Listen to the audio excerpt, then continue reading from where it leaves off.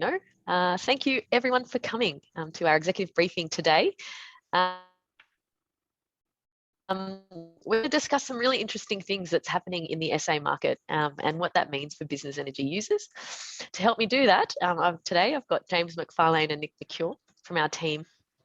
James is our technical business development manager, and he's an electrical engineer, and he's got 13 years of experience working across the whole energy supply chain, both here and abroad, from getting energy right from the source to working out how best to use it at site. He works with our customers in really innovative ways to access lower cost and cleaner energy at their operations.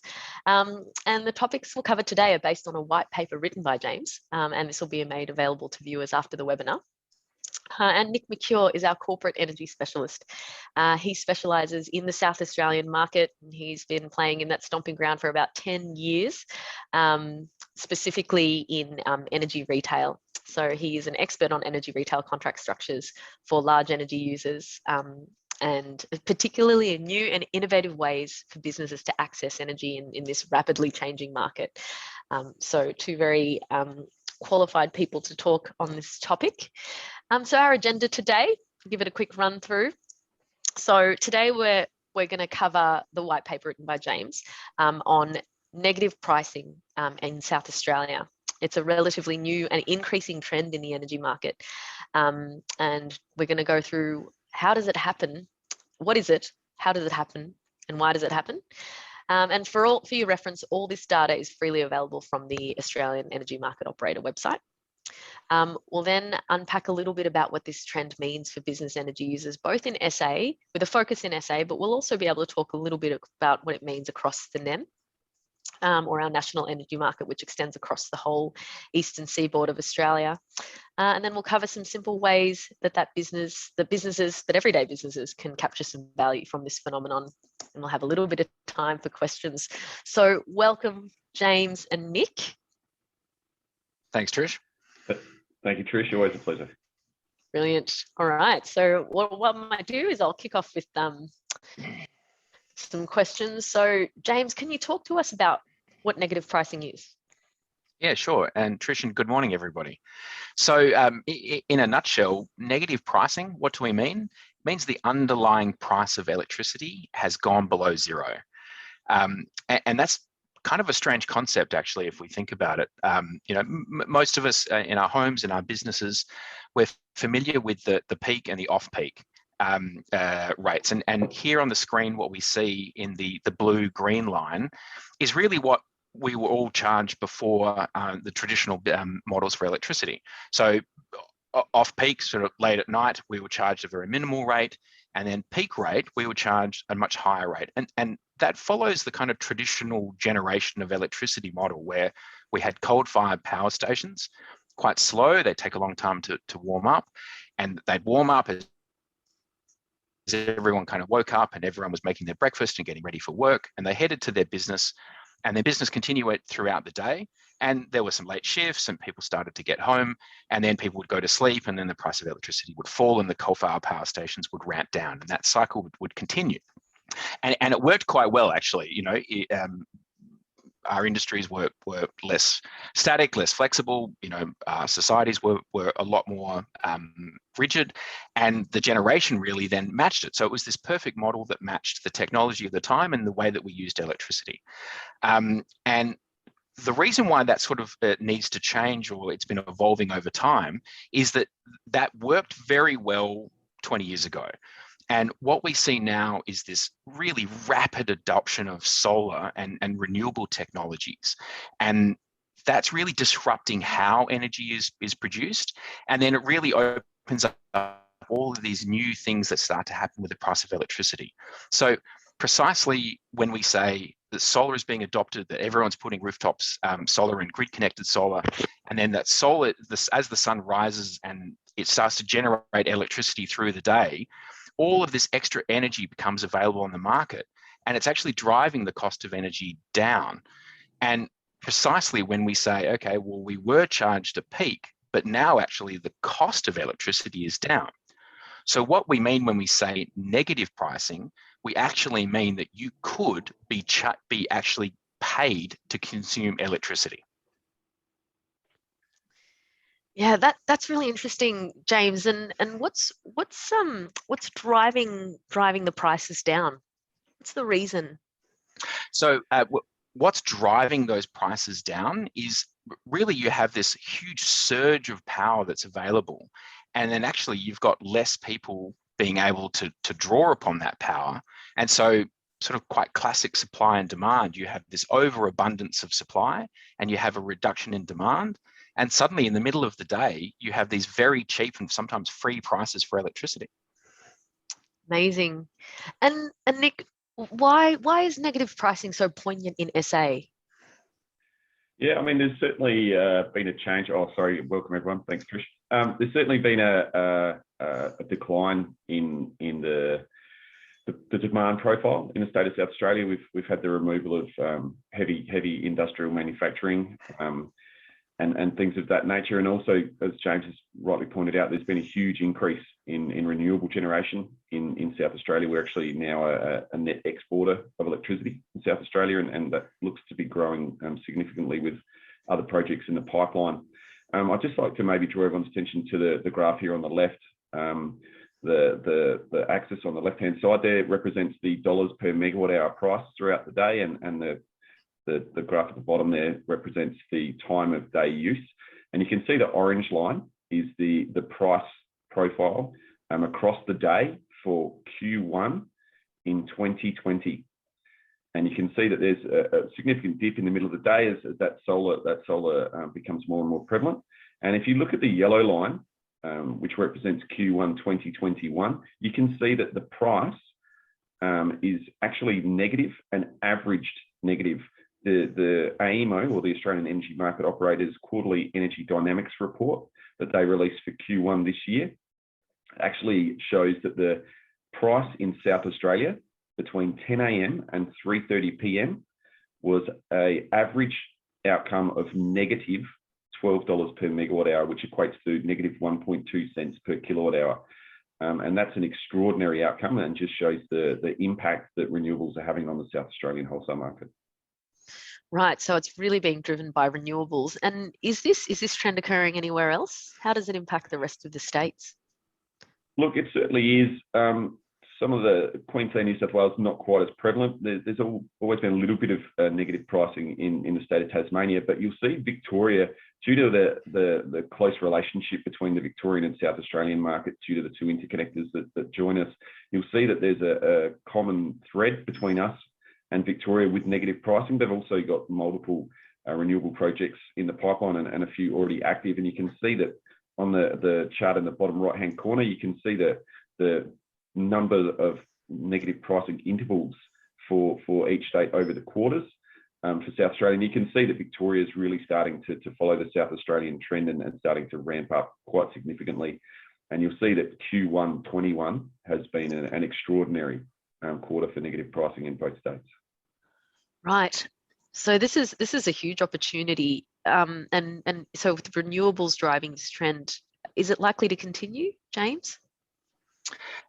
Absolutely, Trish. And really taking on from what Nick has just said about comparing the other states. So Victoria and South Australia are very closely interconnected. And let's unpack that and then start to look at each state in comparison to each other. And that's what we see here on the left-hand side of the screen. We've got all of the states in the NEM, the National Electricity Market. And then within each of those states, we're looking at the number of intervals, or the number of 30-minute intervals where prices went negative in each year in each state. And so that's where we see each state having a number of these different coloured columns. And really the clear standout here is South Australia. Victoria obviously has a significant number of negative events, but really, I mean, we look at that 2020 graph and you know, South Australia is just head and shoulders above the rest. And that's really why we need to sort of pay attention to that in South Australia, and why it's just deserving of our attention as business and as energy consumers. So if we kind of really deep dive into South Australia there, here on the next chart, we're really sort of looking intensely at the South Australia negative pricing events. And so here on the top left, again, we're taking that same analysis of year by year analysis of negative pricing intervals as they occur. But instead of looking at it year by year, what we're looking at here in the top left is when they fall throughout the day. And again, if we remember, why is negative pricing happening? It's this sudden surge and this massive adoption of solar, rooftop solar and wind, but also, predominantly solar. And what we see here on that top left is that curve that really grows. And it's not surprising that we see that during the solar generation hours, the daylight hours of the day. And each of those colored charts, or each of those colored curves that sort of build upon each other here on the top left, are year by year, as more solar is being expanded and added to rooftops and connected to the grid, we see that these more and more negative events are happening throughout the day, and they're building year on year. And equally then, on the bottom left-hand side of the screen, what we're looking at is not only when they occur and year by year, but we're seeing how long these events occur. So what we're looking at here is the duration, the frequency of the duration of negative events. So we go back to 2014, not really too many events. It's not really a significant impact in the market. And as we move from 2014 and we build to 2021, what we see is that these events are happening more frequently. And if you look at the orange, then the gray, then the yellow, the blue, the green, and then the very dark blue, is these are the duration of these events are lasting longer, and they're building and they're surging throughout the year. And really the key takeaway here from this chart is 2020 is this phenomenal surge in negative pricing. But really the most interesting detail here is that actually in 2021, in the first quarter, we saw four negative pricing events that lasted longer than 10 hours. And if we compare that to all of 2020, there were only 5 events. So 2021 is absolutely shaping up to be on trend and growing trend compared to 2020. And this is something that South Australian business needs to start paying attention to. Absolutely, James. I think it's probably worth noting as well that in 2021 Q1, we've had almost the same volume of negative intervals that we had for the whole calendar year 2019. So it's certainly a trend that's moving forward. So these negative price events, it's basically periods where anyone that is using energy is being paid to use energy. But is this flowing through to retail contracts, Nick? Look, it's not in the more traditional contracting space. I mean, the reality is almost all contracts are using the more archaic timing or pricing signals of 7 a.m. to 9 p.m. in South Australia and then 10 p.m. for Eastern states, Monday to Friday as a peak time. But as you can see through the data, that clearly the middle of the day in South Australia particularly is the cheapest time to use electricity, whereas the traditional 7 a.m. to 9 p.m. peak tariff, that clearly doesn't translate what's actually happening in the supply and demand market in the background. There are multiple retailers that allow customers a level of access to the wholesale market, whether that's spot pass through or whether that's just a bit of a look through to the market through different mechanics. There certainly are retailers that will allow their customers to get access to the negative daytime pricing that's available in South Australia. Excellent. But what's happening, what we're talking about here, is happening on the spot market or on the wholesale market. So that's correct. Not in people's retail contracts. No, I think it's important to recognise, Trish, that all retailers, the electricity that they purchase, that they provide to their customers, they purchase through the wholesale market. So they're purchasing it from the same supplier, which is AEMO, and they're purchasing it at the same 30-minute spot rate. So it's the mechanics that they use to pass that price forward to the customer that determines whether or not a customer gets access to that negative daytime pricing.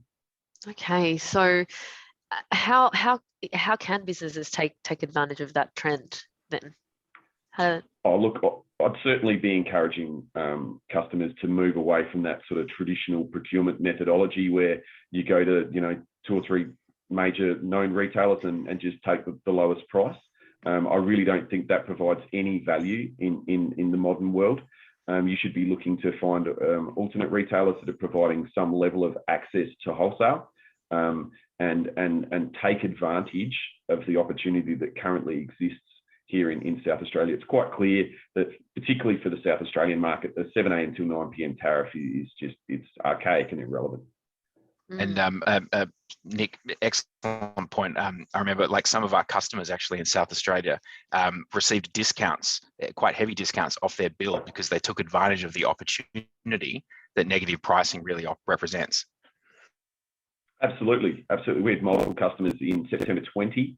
A couple of them were irrigators, so they had relatively flexible load, and they took measures to try and consume only when the market was negative, and the electricity component of their bills that we provided them was negative value, which meant basically they got a reduction on the network charges that they were getting paid just to have access to that electricity, which is a fantastic outcome.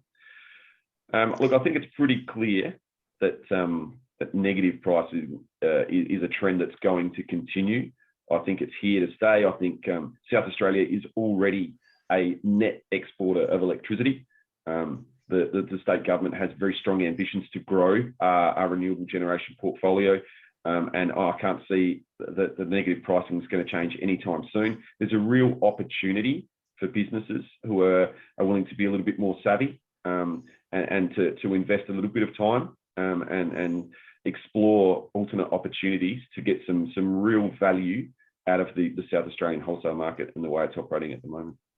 That's excellent. That's really interesting, and it sounds like there's a real, I mean, that opportunity. Is there particular industries, James, that we'd look at to really be the first movers in taking advantage of these sort of cheaper daytime prices, or sometimes being paid to use it?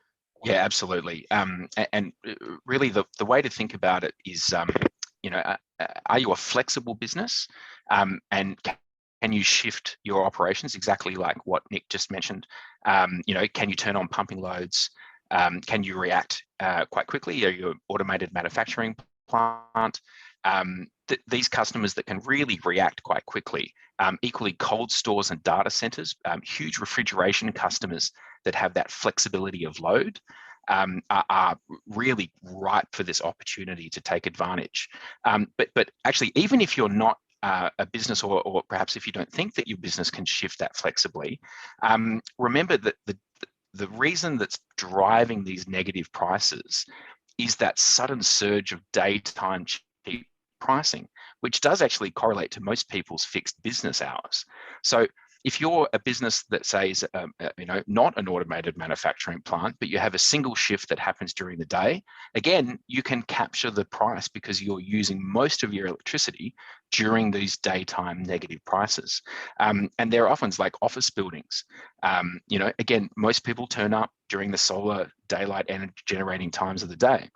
And so you can start to take advantage of this daytime pricing. You don't even need to have your own solar. You can start soaking up other people's solar prices and take advantage of this changing energy landscape.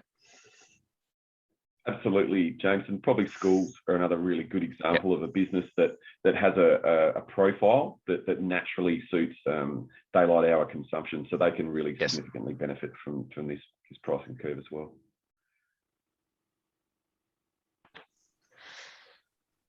Excellent. Well, looks like we'll roll into question time, but I mean, if there's any key takeaway here, Nick, from what we've discussed, just some high level summary on the white paper, what would you say that that attendees would need to take away, or large business energy users need to know about this trend? Yeah, absolutely, Trish. I mean, look, South Australia is on the forefront of the journey that the NEM's going to go through with the uptake of renewables. We have a unique opportunity here to utilise the negative daytime pricing that does exist. It's certainly likely to continue, and like I said earlier, with the state government's ambitions around exporting renewables, that's certainly a trend that I can't see stopping anytime soon. So it's just a matter of just being a little bit more savvy and exploring some alternate options out there, rather than just taking the traditional procurement methodology of get 3 prices, take the cheapest one and move on. That's really not going to provide any real value moving forward. So that's probably the biggest takeaway I'd use. Excellent. Well, we've got some questions coming in. So I'll just pull them up here. So Ash, thanks for your question. Ash asks, does Flow enable business customers to access wholesale price for charging behind the meter batteries? And also, would you dispatch battery capacity for arbitrage events? I'll hand over to you, James, on that one. So the answer is yes, actually, and we are looking at a couple of battery solutions. And you've really identified the single sort of greatest example we have of daytime negative pricing. You can soak up that daytime negative pricing and dispatch at times of high pricing.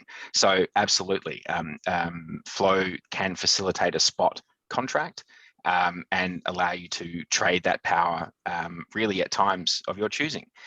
There are other revenue streams as well, such as FCAS, which is possible once you have a battery. So yeah, absolutely. Flow is capable of automating and dispatching and signing contracts to allow you to do that. Thanks, James. That's a business with a heap of flexibility there, Ash. Yep. Yeah, so sounds like there's some really good opportunities there if batteries are present. Great question. Pradeep asks, how is negative pricing currently being handled with solar? Nick, I'll let you answer that one. Yeah, certainly. So, I mean, it depends on the retail contract. That's what it really comes down to. I mean, the negative pricing exists in the background. It's probably, I guess, relevant to confirm all retailers buy from the same market, same price. And it's just the mechanics of their pricing structure that determines whether or not you see it. So if you've got solar on your roof and you want to access negative pricing, you can use a technology called solar ramp down, where a pricing signal is sent to a controller that when the price goes negative, we ask the inverters to turn off. Kind of sounds a little bit counterproductive because you've made this investment to get free energy off the roof. But the reality is, if you're going to get paid to consume electricity off the network, that's probably a better outcome. So really what you're looking to do is just to improve the existing solar asset you've got and make it a little bit smarter. And Flow Power have an ability to assist with that. There's other organisations that can do that as well. And there is some funding available in South Australia currently for automated demand response that solar ramp down falls into that category. Excellent. And I think a natural question, a follow-on question on that is, I mean, what about investing in solar on your roof? I mean, how is that? Does negative pricing play into that? Oh, look, I think there's absolutely still a space for solar. I think realistically, though, it really does need to be smartened up a little bit. The reality is, if you're hesitant about making an investment and maybe there's other areas that you'd like to invest that capital right now, moving across to a retail solution that allows you access to that daytime pricing basically just means you get to soak up the solar that everyone else has already installed, which there's clearly an excess of in the market currently. So it really means that you're just capitalising on other people's investments, and then you can reinvest that your own capital funds into other things that are slightly more important for your business at that point in time. Okay, excellent. Pradeep's got an additional question. So does business maintain profitability in such situations? I think that one might be just a little bit vague. If you could give us a little bit more on that question while we answer JSL's question. So given New South Wales doesn't have many negative price events, how much do you think an SA interconnector would reduce the amount of negative price events as it exports its energy? And look, just remembering, just a reminder to everyone that all this is based on, we can't really answer that with anything other than some assumptions and looking at the charts. But maybe if you could, James, give us a bit of a sense of how energy flowing out of SA might change the trend around negative pricing in SA. Yeah, I mean, yes. I mean, obviously, you increase the amount to export, and there will then be more demand for that power. And I think what needs to then also be remembered in that conversation is precisely what Nick mentioned before, the South Australian government's plans to really expand the scope and the size by orders of magnitude, the amount of rooftop solar and wind that's available. So yes, you have a dramatic increase in the ability to export. You also, on the flip side, have a dramatic increase in the generation. And I think those trends will continue. Do they cancel each other out? I don't think most people can answer that question just yet. But it's certainly something to bear in mind that interconnectivity certainly does improve the smoothing of the price within the NEM. There's also just a massive amount of planned generation that's going to come online in South Australia as well. Right. And a question from Lauren. This one's for you, Nick. How can these negative prices be exploited in the mining industry? Interesting.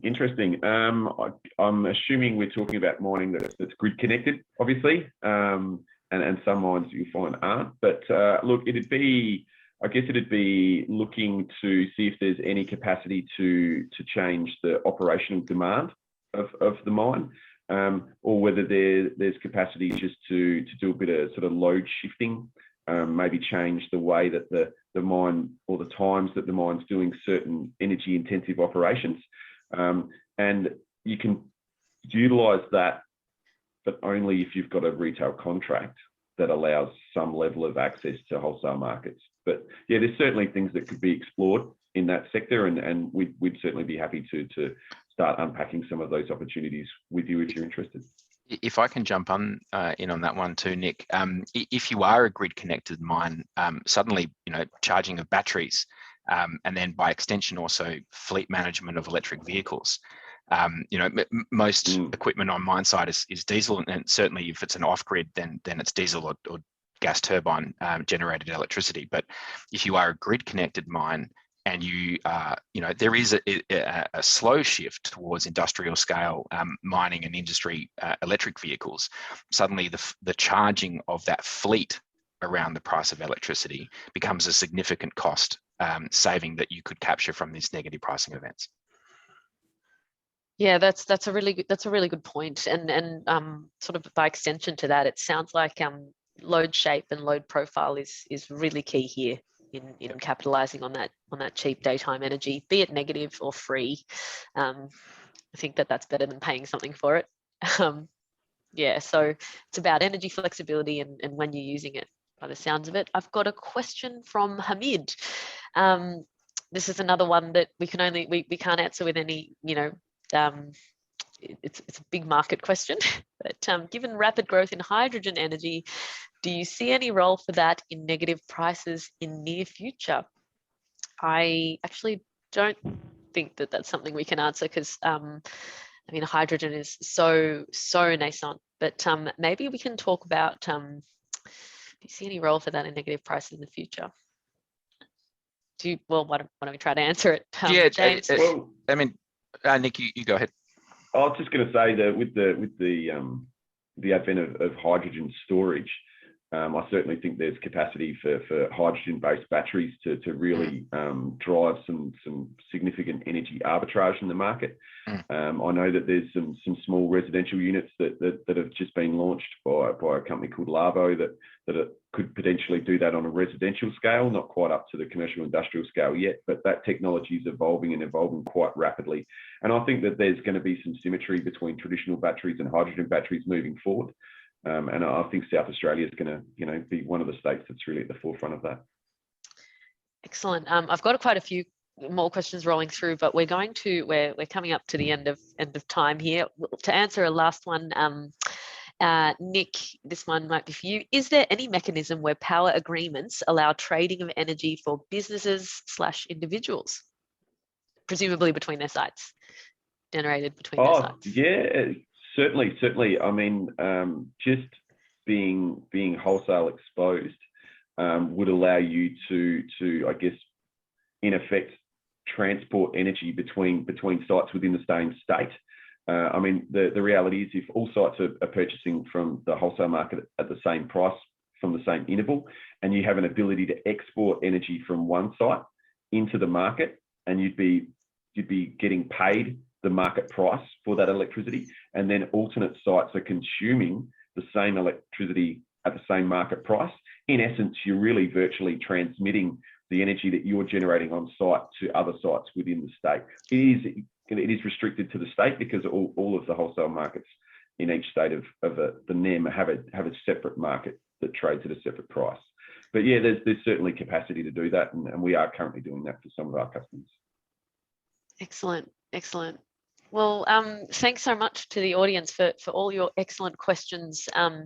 If you have any more, Nick and James's details are up on screen, or you can reach out. We'll send you all a link to the white paper that James wrote. If you're interested in your load profile, I believe I'll just put James and Nick out there to do some analysis for you to find out if that might be accessing energy through the wholesale market and in various different ways might be useful to you. Otherwise, thank you so much for your time and your attention. Please feel free to reach out to us. Have a great day. Cheers. Thanks, Nick. Thanks, everyone. James. Thanks, Trish. Thanks, Trish. Always exciting to talk about the SA market. I love it. Have a great one. Cheers. Thanks, Nick.